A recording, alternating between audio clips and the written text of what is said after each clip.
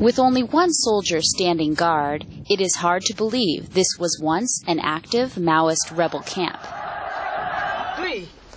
It is the Nawalparasi United Nations Cantonment Camp, home to 3,000 former Maoist insurgents.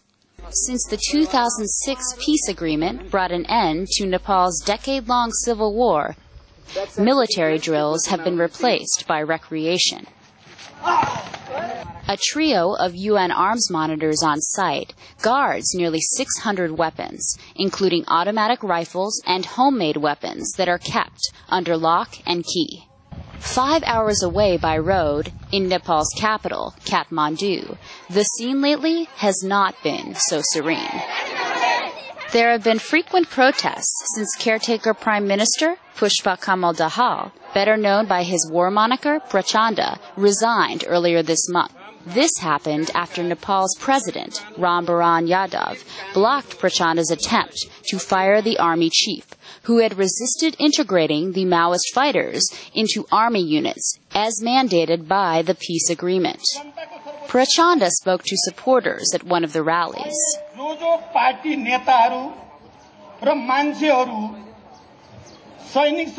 Those who support the Nepalese army's supremacy are on the same page as the former king Gyanendra. Nepal's main military unit was, until 2 years ago, the Royal Nepalese Army, under the command of Nepal's now dethroned monarch. Back at the cantonment, Commander Madan Ramlaroka conceals a missing finger incurred during his 15 years as a Maoist rebel fighter. The commander says he remains loyal to the Maoist party because, unlike the government, he says it cares for his livelihood. When the army unifies, only then will we give up being political and become a national army. The United States still considers the People's Liberation Army a terrorist organization. Yet, the Maoists won 40% of the vote in last year's democratic elections, enough to lead Nepal's first democratic government. Ishwar Pakral heads the Communist Party of Nepal Unified Marxist-Leninist, the UML, the third largest party in parliament.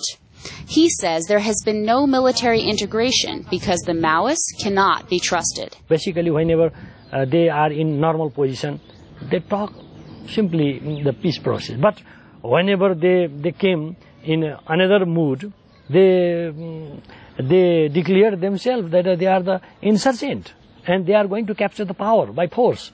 A Nepali television channel this month broadcast a video of Prachanda boasting to Maoist cadres that he would capture state power once the armies were combined.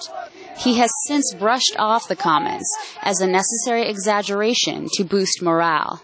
But such incidents heighten concerns about the Maoist motives and what may happen if they are integrated with the army.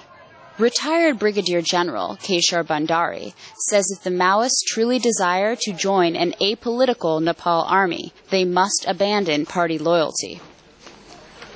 Integration shouldn't hurt anybody, including the Nepalese army, and I believe the Nepalese army is the only institution which can absolve these Maoist combatants.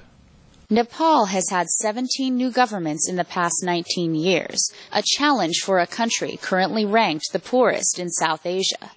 Some say this trend of ineffectual short-term governments will continue until a real peace is made through army integration. But this will only happen, says General Bandari, when both forces can move beyond their military allegiance to finally unite under their shared Nepali traditions. Linda Blake, VOA News, Kathmandu.